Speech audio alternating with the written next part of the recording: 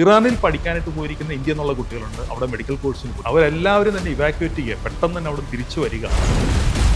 ഈ സേഫ്റ്റിനെ കുറിച്ച് സാർ എന്താ വാട്ട് ഡു യു തിങ്ക്? നിയമങ്ങൾ ബ്രേക്ക് ചെയ്യുമ്പോഴാണ് പലപ്പോഴും അവിടെ ഇഷ്യൂസ് ഉണ്ടാവും.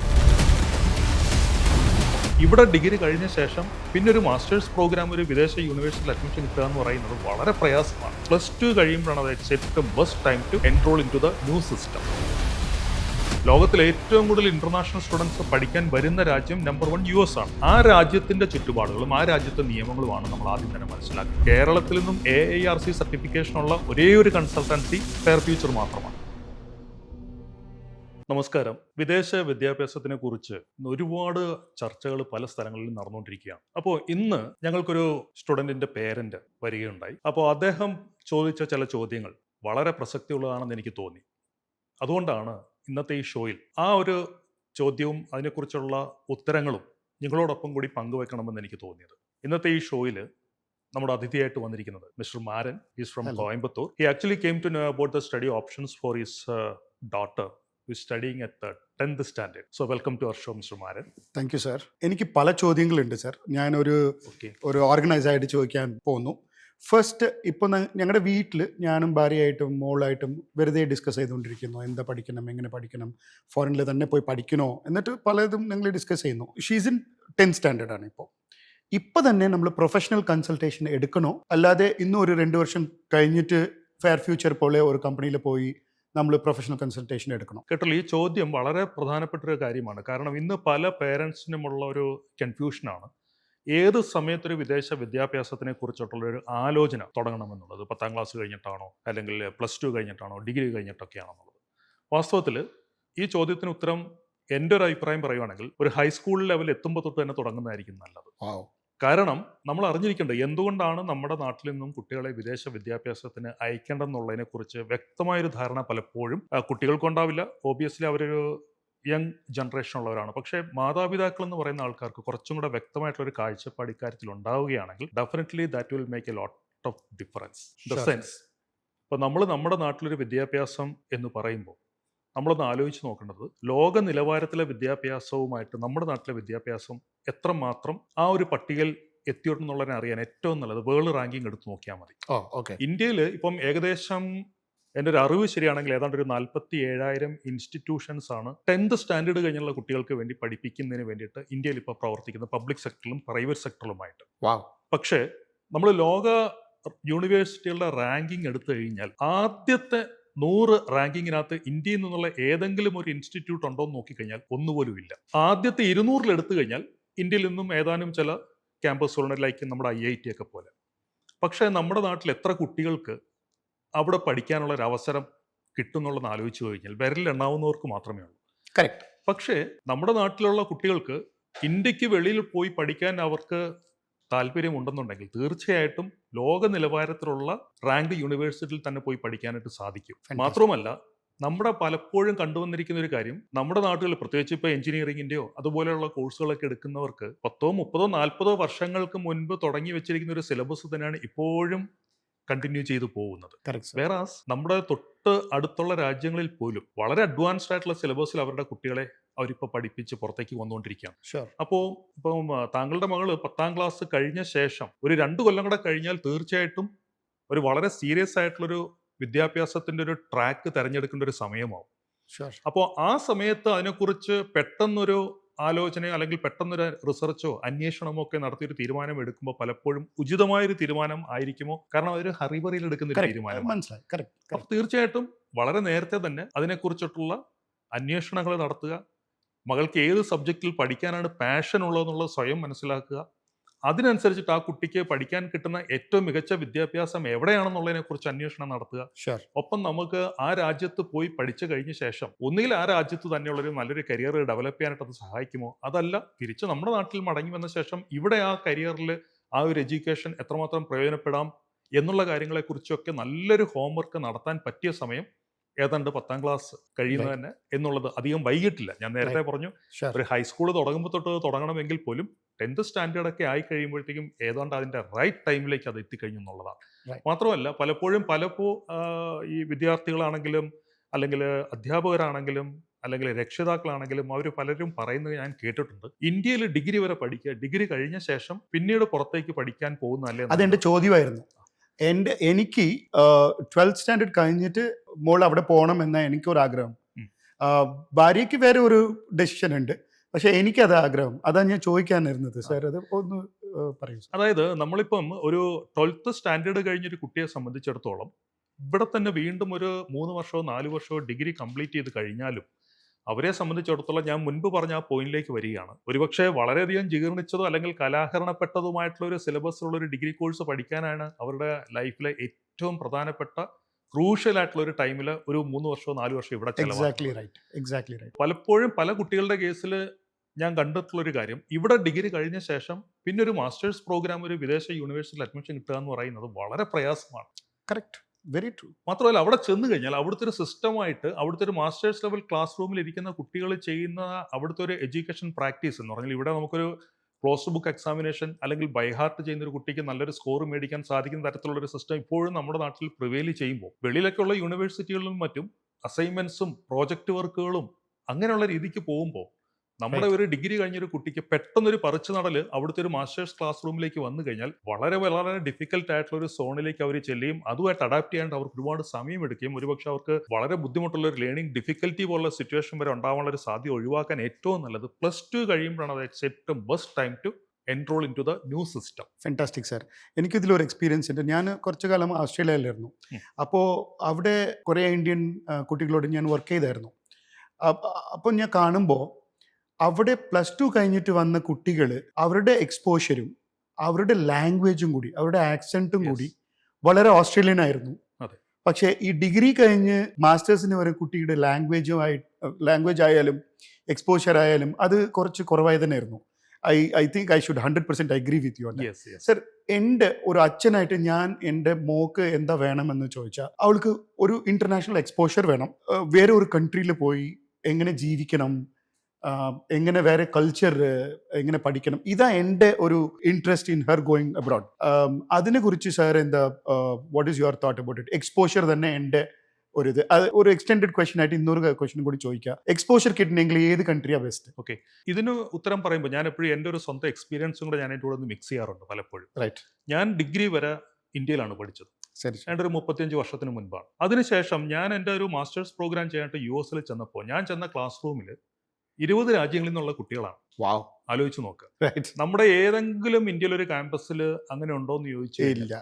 ഒരിക്കലും. അതാണ് എക്സ്പോഷർ എന്ന് പറഞ്ഞതിന്റെ ഏറ്റവും നമുക്ക് ഡയറക്റ്റ് ആയിട്ട് പറയാവുന്ന ഒരു ഉത്തരം അതാണ്.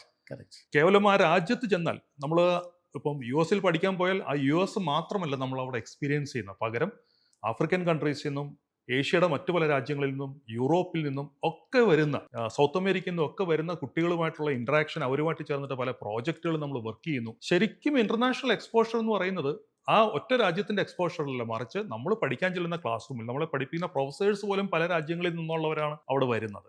അപ്പോൾ ഇതൊക്കെയാണ് നമ്മളെ സംബന്ധിച്ചിടത്തോളം ഇന്റർനാഷണൽ എക്സ്പോഷർ എന്നുള്ളൊരു വാക്കിനെ നമ്മൾ ഡിഫൈൻ ചെയ്യുമ്പോൾ നമ്മൾ അറിയേണ്ടത്. ഇങ്ങനെയുള്ള പോയിന്റ്സും കൂടെ നമ്മൾ ചിന്തിക്കേണ്ടി വരും. സർ, ഏത് കൺട്രിയാ ബെസ്റ്റ്, ഓർ ഇസ് ഇറ്റ് അത് യൂണിവേഴ്സിറ്റി, ഓരോ യൂണിവേഴ്സിറ്റിയിലും കുറേ ഇന്റർനാഷണൽ സ്റ്റുഡൻസ് ഉണ്ടാവുമോ, അങ്ങനെയാണോ? ഇല്ല കൺട്രീസ്, ചില കൺട്രീസിൽ ഇന്റർനാഷണൽ എക്സ്പോഷർ നന്നായിട്ട് കിട്ടും, അങ്ങനെയാണോ? അങ്ങനെ നോക്കുവാണെങ്കിൽ ഒരു ബിഗ് 4 എന്ന് പറഞ്ഞൊരു കോൺസെപ്റ്റ് ഉണ്ട് ഇതിനകത്ത്. അതായത് US, കാനഡ, UK, ഓസ്ട്രേലിയ, ഇവരെയാണ് ബിഗ് 4 എന്ന് പറയുന്നത്. ഏതാണ്ട് ഒരു 150-ൽ പരം രാജ്യങ്ങളിൽ നിന്നുള്ള കുട്ടികൾ പഠിക്കാൻ പ്രിഫർ ചെയ്യുന്നത് ആദ്യത്തെ പറഞ്ഞ ഈ 4 രാജ്യങ്ങളാണ്. പിന്നെ അതിനുശേഷം പല രാജ്യങ്ങളും ഇപ്പോൾ വന്നു തുടങ്ങി. ജർമ്മനി, ഫ്രാൻസ്, നെതർലാൻഡ്, ഓസ്ട്രിയ, ഇങ്ങനെ പല രാജ്യങ്ങളുമുണ്ട്. അപ്പോൾ നമ്മൾ ഒരു വിദേശ വിദ്യാഭ്യാസത്തിന് പോകുമ്പോഴേക്കും നമുക്ക് ഏറ്റവും കൂടുതൽ കുട്ടികൾ വരുന്ന രാജ്യം ഏതൊക്കെയാണെന്ന് നോക്കിക്കഴിഞ്ഞാൽ അതിലൂടെ നമുക്ക് കൂടുതൽ രാജ്യങ്ങളിലുള്ള ആൾക്കാരുമായിട്ടൊരു നെറ്റ്വർക്കും കൂടെ ഡെവലപ്പ് ചെയ്യുക എന്നൊരു ഉദ്ദേശം കൂടി മനസ്സിലുണ്ടെങ്കിൽ ഈ ബിഗ് 4 തന്നെയായിരിക്കും ഏറ്റവും സൂട്ടബിൾ ആയിട്ട് വരിക. Okay, fantastic sir. ബിഗ് 4 അതൊരു എനിക്കൊരു പുതിയ വാക്കാണ്. ഫൈനാൻസസ്, ഇതാ ഞങ്ങളുടെ ഏറ്റവും ഇമ്പോർട്ടൻറ്റ് ക്വസ്റ്റ്യൻ ഒരു പാരൻ്റായിട്ട് എനിക്ക്. അതെ, ഈ ഫൈനാൻസസിൽ ഇപ്പം തന്നെ തുടങ്ങണോ സാർ? 10ാം ക്ലാസ് പഠിക്കുമ്പോൾ തന്നെ ഞങ്ങൾ സേവിങ്സ് ചെയ്യുന്നതും ഇതെല്ലാം തുടങ്ങണോ? എങ്ങനെയാണ് അത് സാർ? അതായത് ഒരു വിദേശ വിദ്യാഭ്യാസം എന്ന് പറയുമ്പോൾ ഓബിയസ്ലി അതിൻ്റെതായിട്ടുള്ള എക്സ്പെൻസിൻ്റെ ഒരു മാറ്റർ അവിടെ വരുന്നുണ്ട്. അപ്പോൾ നമ്മൾ ഏത് രാജ്യത്താണ് കുട്ടിയെ പഠിപ്പിക്കാൻ അയക്കുന്നത് എന്നുള്ളത് നോക്കിയിട്ട് ആ രാജ്യത്തുള്ള യൂണിവേഴ്സിറ്റികൾ, ഇപ്പോൾ ഫോർ എക്സാമ്പിൾ US കാര്യം പറയുവാണെങ്കിൽ ലോകത്തിലെ ഏറ്റവും കൂടുതൽ ഇന്റർനാഷണൽ സ്റ്റുഡൻസ് പഠിക്കാൻ വരുന്ന രാജ്യം നമ്പർ 1 US ആണ്. ഇപ്പോൾ US തന്നെ ഇപ്പോൾ ഏറ്റവും ടോപ്പ് റാങ്ക്ഡ് ലെവൽ യൂണിവേഴ്സിറ്റീസ് ഉണ്ട്, അതുപോലെ പൊതുവെ പറയുന്ന ഐവി ലീഗ് എന്ന് പറയാറുണ്ട്. കറക്റ്റ്. ഹാർവേഡ്. അതെ, ഹാർവാർഡ്, സ്റ്റാൻഫോർഡ്, MIT, യെയിൽ ഇങ്ങനെയൊക്കെ പറയുന്ന യൂണിവേഴ്സിറ്റികൾ അവരുടെ ട്യൂഷൻ ഫീസ് നോക്കുകയാണെങ്കിൽ വളരെ ഹയർ ലെവലിലുള്ള ട്യൂഷൻ ഫീസാണ് വരുന്നത്. അപ്പോൾ നമ്മളുടെ കുട്ടിക്ക് വളരെ ഹൈലി റാങ്ക്ഡ് ആയിട്ടുള്ള ഒരു യൂണിവേഴ്സിറ്റിയിൽ പഠിക്കാനായിട്ട് പോകാൻ താല്പര്യപ്പെടുന്നു എങ്കിൽ ആ യൂണിവേഴ്സിറ്റിയുടെ ലിസ്റ്റ് ഒന്ന് എടുത്തിട്ട് ആ യൂണിവേഴ്സിറ്റികൾ ഇന്റർനാഷണൽ സ്റ്റുഡൻസിന് വരുന്ന ഫീസ് എത്രയാണെന്നുള്ളത് നമുക്കിപ്പം ഓൺലൈനിൽ ഇപ്പം നമ്മുടെ വിരൽത്തുമ്പിൽ തന്നെ ഈ ഇൻഫർമേഷൻസ് ഒക്കെ അവൈലബിൾ ആണ്. അപ്പോൾ അത് നോക്കിക്കഴിഞ്ഞാൽ ആസ് എ പേരന്റ് എനിക്കിത് അഫോർഡ് ചെയ്യാൻ പറ്റുന്ന ഒരു ഫീസ് സ്ട്രക്ചർ ആണോ അവിടെ ഉള്ളത് എന്ന് നമുക്ക് മുൻകൂട്ടി മനസ്സിലാക്കാൻ പറ്റും. അതിന് രണ്ടാമതൊരാളുടെ സഹായം നമുക്ക് ആവശ്യമില്ല. എല്ലാ യൂണിവേഴ്സിറ്റികളുടെയും വെബ്സൈറ്റിൽ പോയി കഴിഞ്ഞാൽ ഇന്റർനാഷണൽ സ്റ്റുഡൻസിന് വരുന്ന ഫീസിനെ കുറിച്ച് അറിയാം. തീർച്ചയായിട്ടും അവർക്ക് സ്കോളർഷിപ്സും മറ്റു കാര്യങ്ങളൊക്കെ ഉണ്ടായിരിക്കും. പക്ഷെ സ്കോളർഷിപ്പ് എന്ന് പറഞ്ഞാൽ നമുക്ക് കിട്ടുമോ കിട്ടില്ല എന്നുള്ളത് പിന്നത്തെ കാര്യമാണ്. അപ്പോൾ തുടക്കത്തിൽ നമ്മൾ അതിൻ്റെ ഒരു പ്ലാനിങ് നടത്തുന്ന സമയത്ത് അതിന്റെ ബഡ്ജറ്റിംഗ് എന്ന് പറയുന്നത് ട്യൂഷൻ ഫീസും അവിടുത്തെ ലിവിങ് എക്സ്പെൻസുമാണ്. ഇനി മറ്റൊരു രാജ്യം കാനഡ എടുക്കുകയാണെങ്കിൽ കാനഡയിലും ഇതുപോലെ തന്നെ ധാരാളം ടോപ്പ് റാങ്ക്ഡ് യൂണിവേഴ്സിറ്റീസ് ഉണ്ട്, കോളേജസ് ഉണ്ട്. അവിടുത്തെയും ട്യൂഷൻ ഫീസ് നമ്മൾ നോക്കിക്കഴിഞ്ഞാൽ നമ്മളുടെ പോക്കറ്റിൽ ഒതുങ്ങുന്ന ട്യൂഷൻ ഫീസിൽ കിട്ടുന്ന ഏറ്റവും ബെസ്റ്റ് യൂണിവേഴ്സിറ്റി സെലക്ട് ചെയ്യുന്നതായിരിക്കും ഏറ്റവും നല്ലത്. Oh best sir, best. That's a great advice. Sir, എൻ്റെ മോള് പറയുന്നത് സൈക്കോളജി പഠിക്കണം എന്നാ പറയുന്നു. ഇങ്ങനെ എനിക്ക് പൊതുവേ നമ്മുടെ സ്റ്റുഡൻസ് ഇവിടെ നിന്ന് പോകുമ്പോൾ എഞ്ചിനീയറിംഗ് പഠിക്കണമെന്ന് പോകും, MBA പഠിക്കണമെന്ന് പോകും. മോള് ചോദിക്കുന്നത് എനിക്ക് സൈക്കോളജി പഠിക്കണം. സോ ഇപ്പോൾ ഇതെങ്ങനെ അപ്രോച്ച് ചെയ്യണം? സ്പെസിഫിക് ആയിട്ട് ഇങ്ങനത്തെ കോഴ്സുകൾ ഇങ്ങനെ ചോദിക്കുമ്പോൾ, പിള്ളേർ ചോദിക്കുമ്പോൾ എങ്ങനെ അതിനെ അപ്രോച്ച് ചെയ്യണം സാർ? ശരിക്കും ഇതിനകത്ത് നമ്മൾ അറിഞ്ഞിരിക്കേണ്ട കാര്യം, പല കേസുകളിലും പ്രത്യേകിച്ച് നമ്മുടെ ഒരു ഇന്ത്യൻ പെർസ്പെക്റ്റീവിൽ നോക്കുകയാണെങ്കിൽ, പ്രത്യേകിച്ച് സൗത്ത് ഇന്ത്യയുടെ കേസ് കുറച്ചും കൂടെ എടുത്തു പറയാം. കുട്ടികളുടെ ഒരു പഠനം ഏത് തരത്തിലേക്ക് പോകണം, ഏത് ബ്രാഞ്ചിലേക്ക് പോകണം എന്നുള്ളതിന്റെ തീരുമാനം പലപ്പോഴും എടുക്കുന്ന പേരൻസ് ആണ്. കറക്റ്റ്. പക്ഷേ ഞങ്ങൾ കുറച്ച് ഡിഫറെൻറ്റാ. ഞാൻ സ്പെസിഫിക്കലി ഞാൻ പറയുന്നത് നിനക്ക് എന്ത് വേണമെങ്കിലും പഠിക്കും, അതാണ് ഏറ്റവും നല്ലത്. അതാ, എന്ത് വേണമെങ്കിലും പഠിക്കും, ആണ് പഠിക്കുന്നതിൽ ബെസ്റ്റ് ആയിട്ട് വരണം എന്നാ പറയും. കുറച്ച് ഡയലമയില്ല, ബയോടെക് ആണോ സൈക്കോളജി ആണോ എന്നിട്ട് ഒരു ഡയലമയില്ല. പക്ഷെ ഇത് രണ്ടും തന്നെ പറയുന്നു. ഇതിൽ ബയോടെക്നോളജി കുറെ ആൾക്കാർ പോയി പഠിക്കുന്നത് ഞാൻ കേട്ടിട്ടുണ്ട്. പക്ഷെ സൈക്കോളജി അവിടെ പഠിക്കാൻ ഉള്ള സാധ്യതകൾ എന്താണ്? കുറെ ഉണ്ടോ?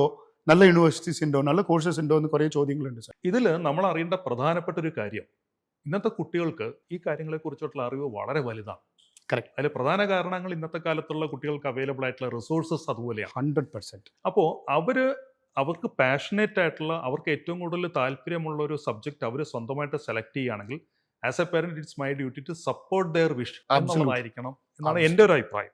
തീർച്ചയായിട്ടും. മാത്രമല്ല സൈക്കോളജിയെ കുറിച്ച് ഇപ്പം താങ്കൾ ചോദിച്ചൊരു ചോദ്യം, നമുക്ക് അതിനെക്കുറിച്ച് ഇപ്പം വളരെയധികം പറയാനായിട്ടോ അല്ലെങ്കിൽ കേട്ടിട്ടോ ഇല്ലാത്തൊരു സബ്ജക്റ്റ് ആണെങ്കിൽ പോലും വളരെ വലിയൊരു വാസ്റ്റ് ഏരിയ ഓഫ് അല്ലെങ്കിൽ കരിയർ ഓപ്പർച്യൂണിറ്റീസ് ആണ് സൈക്കോളജി, പാരാസൈക്കോളജി പോലുള്ള കോഴ്സുകൾ കഴിഞ്ഞ കുട്ടികൾക്ക് വെസ്റ്റേൺ കൺട്രീസിൽ ഇപ്പോൾ ഉള്ളത്. നമ്മുടെ നാട്ടിലേക്കും അത് വന്നുകൊണ്ടിരിക്കുകയാണ്. ആണോ സാർ? പലതരത്തിലുള്ള ബ്രാഞ്ചസും സബ് ബ്രാഞ്ചസും ഒക്കെ അതിനകത്തുണ്ട്.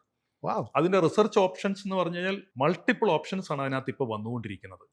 അപ്പോൾ സൈക്കോളജി പോലുള്ളൊരു പഠന ശാഖ ആ കുട്ടി തിരഞ്ഞെടുക്കുകയാണെങ്കിൽ തീർച്ചയായിട്ടും വളരെ വളരെ ബ്രൈറ്റർ ആയിട്ടുള്ള ഒരു കരിയർ ഓപ്പർച്യൂണിറ്റിയാണ് അതിനുശേഷം അവർക്ക് ആ ക്വാളിഫിക്കേഷൻ ഉണ്ടെങ്കിൽ അവർക്ക് വേണ്ടി വെയിറ്റ് ചെയ്യുന്നത് എന്നുള്ളതാണ്.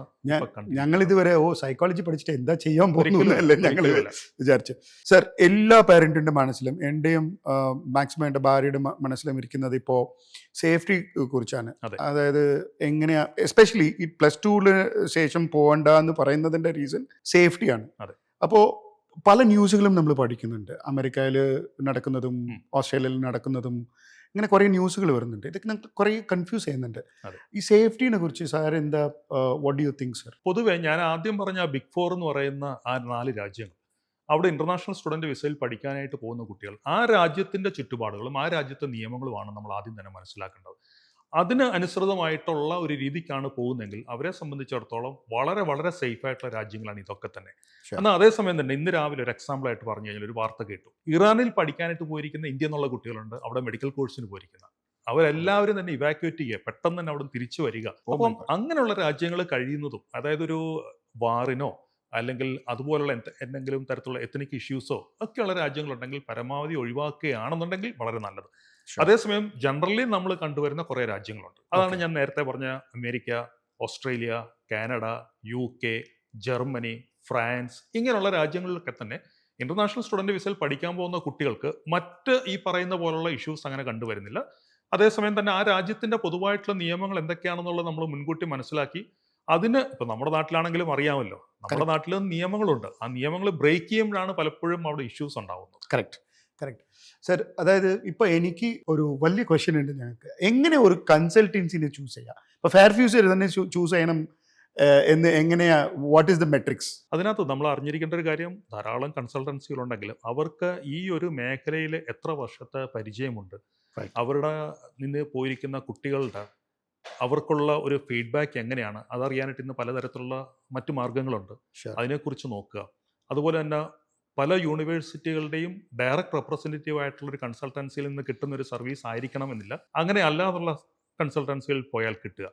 പിന്നെ ആ കൺസൾട്ടൻസിക്ക് ഈ ഒരു സബ്ജക്റ്റിൽ എത്രമാത്രം അറിവുള്ളവരാണ്, അതിൽ എത്രമാത്രം അവർക്ക് അതിനകത്ത് പ്രാവീണ്യമുണ്ട്, ഇങ്ങനെയുള്ള കാര്യങ്ങൾ മനസ്സിലാക്കുന്നതിന് വേണ്ടി പല ഇന്റർനാഷണൽ സ്റ്റാൻഡേർഡ്സ് ഇപ്പോൾ ഉണ്ട്. Right. ഫോർ എക്സാമ്പിൾ, അമേരിക്കൻ യൂണിവേഴ്സിറ്റികളുടെ ഒഫീഷ്യൽ റെപ്രസെൻറ്റേറ്റീവ് ആണ് എന്ന് പറയുന്ന ഒരു കൺസൾട്ടൻസിക്ക് അതിനൊരു ബെഞ്ച് മാർക്ക് നമുക്ക് വേണമെങ്കിൽ കാണാൻ പറ്റുന്ന ഒരു ഏരിയയാണ് AIRC എന്ന് പറയും. അമേരിക്കൻ ഇന്റർനാഷണൽ റിക്രൂട്ട്മെന്റ് കൗൺസിൽ ഉണ്ട്. Okay. അത് അമേരിക്കൻ യൂണിവേഴ്സിറ്റികളുടെ ഒരു കൂട്ടായ്മയാണ്. Okay. അവരുടെ അംഗീകാരമുള്ള കൺസൾട്ടൻസികൾക്ക് ഈ AIRC എന്ന് പറഞ്ഞൊരു സർട്ടിഫിക്കേഷൻ ഉണ്ടാവും. Okay. ഇപ്പം ഫെയർ ഫ്യൂച്ചറിന്റെ കാര്യം പറയുകയാണെങ്കിൽ കേരളത്തിൽ നിന്നും AIRC സർട്ടിഫിക്കേഷൻ ഉള്ള ഒരേ ഒരു കൺസൾട്ടൻസി ഫെയർ ഫ്യൂച്ചർ മാത്രമാണ്. Oh, okay. അതുപോലെ തന്നെ UK, കാനഡ, ഇങ്ങനെയുള്ള രാജ്യങ്ങളിൽ നിന്നൊക്കെയുള്ള യൂണിവേഴ്സിറ്റികളുടെ ഒഫീഷ്യൽ റെപ്രസെൻറ്റേറ്റീവ് ആണോ ഇല്ലയോ എന്നുള്ളത് നമുക്ക് വെരിഫൈ ചെയ്യാൻ പറ്റും. Okay. അങ്ങനെ വെരിഫൈ ചെയ്യുമ്പോൾ അവർ ഡയറക്റ്റ് റെപ്രസെൻറ്റേറ്റീവ് ആണ് ഒരു UK എന്നുള്ള വളരെ റിനൗണ്ട് ആയിട്ടുള്ള ഒരു യൂണിവേഴ്സിറ്റിയുടേത് എന്ന് കണ്ടു കഴിഞ്ഞാൽ തീർച്ചയായിട്ടും നമുക്ക് അങ്ങനെ ഒരു കൺസൾട്ടൻസിക്ക് നല്ലൊരു സർവീസ് കൊടുക്കാനുള്ള കഴിവുള്ളവരാണെന്ന് ആ യൂണിവേഴ്സിറ്റിയുടെ ഏജൻസി ഉള്ളതുകൊണ്ട് തന്നെ ഉറപ്പായിട്ടും ഉറപ്പാണ്. വെറുതെ എല്ലാവർക്കും സർട്ടിഫിക്കറ്റ് കിട്ടില്ല, ഒരിക്കലും കിട്ടത്തില്ല, ഒരിക്കലും കിട്ടില്ല. Thank you sir. ഈ ഒരു ക്വസ്റ്റ്യൻ ആൻസറിൽ എനിക്ക് ഏറ്റവും ഇമ്പോർട്ടൻറ്റ് ടേക്ക് അവേ ആയി ഞാൻ നോക്കുന്നത്, സൈക്കോളജിന് ഇത്ര ഓപ്പർച്യൂണിറ്റി ഉണ്ടെന്ന് എനിക്കറിഞ്ഞില്ല. സോ അത് സാർ എനിക്കിപ്പോൾ ബോധ്യപ്പെടുത്തി. Thank you so much for your time. Thank you very much. Thank you.